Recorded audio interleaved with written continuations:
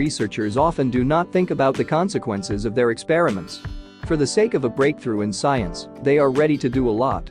Give up your principles and go against ethics. What was Winthrop Kellogg willing to sacrifice for the advancement of science?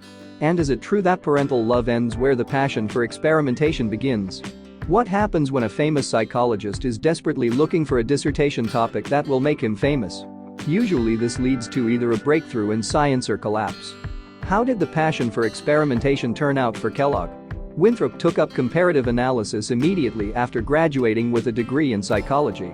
He was especially concerned with the problems of anthropogenesis. For a long time he studied the developmental features of children and animals. Conducted experiments on dogs, studying aspects of their behavior when various parts of the brain were removed. By the age of 30, he had already received his doctorate and was looking for a new topic for research.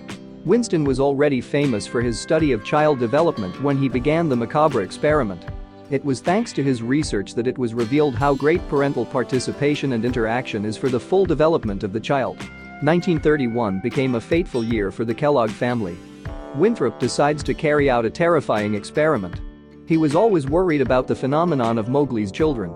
At that time, this topic was on everyone's lips. Many scientists believed that these children initially had diseases that only intensified in an environment with animals. Winthrop strongly disagreed. So much so that he initially planned to place his newborn son with a family of monkeys. He planned to prove that a healthy child would not lose his human appearance. Fortunately, no one allowed him to do this. Then Winston comes up with the idea of a new Mowgli experiment in reverse. He undertakes to prove that if the necessary conditions are created, it is possible to humanize a monkey. Yale University became interested in the research topic.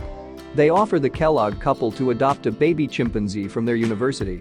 Harmony in the relationship between Donald and Gua. At the time of the experiment, Winston's own son was only 10 months old. Gua the chimpanzee was 7 months old when the Kelloggs brought her home. They were dressed, fed, taught and raised equally. They slept in similar beds. We ate in the same high chairs and played with the same toys. Little Donald immediately took a liking to Gua. He willingly made contact with her. Watching their games and non-verbal communication, you really got the impression that they were brother and sister. Only she was not human and could never become one. The family idyll of famous scientists who are raising a baby chimpanzee hid terrifying details. After all, initially the monkey was only an experimental object for scientists, just like their own son. They tested them 12 hours a day. Each step was recorded and given more and more complex tasks to complete. Once, to test their own son's vestibular system, they continued to spin it for a certain time, despite the fact that the baby was crying non-stop. But for scientists there were only results that could later be compared. Winthrop believed that Gua was in many ways ahead of their son's early development. She quickly began to eat with a spoon, follow simple commands, and even mastered the potty. However, she was never able to speak. And after Donald turned 1 year old, he begins to speak, and he is significantly ahead of Gua in development. But Winthrop dreamed of proving that he could achieve the humanization of a monkey. But he had to admit that this was impossible. However, the experiment had to be terminated early for another, much more terrible reason.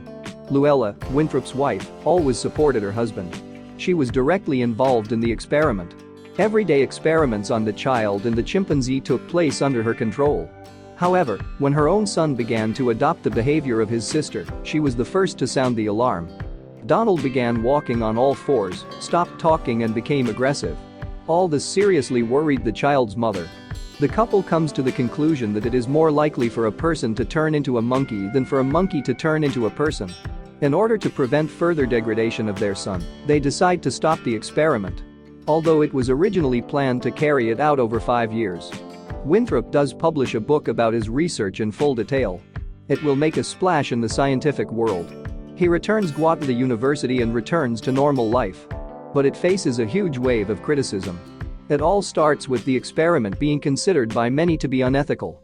Many will also be horrified by the fact that Winthrop conducted research on his own son. The question will be raised as to whether the experiment could have been carried out at all without the consent of the subjects. After all, neither a baby nor a chimpanzee could give it. And then a terrible event happened. Gua, who was raised in the family and then returned to university as unnecessary, died a year later. She never got used to living among her relatives. This caused a new wave of accusations against Winthrop. Then he decides to focus on studying the behavior of dolphins. He will be fascinated by this topic until the end of his days.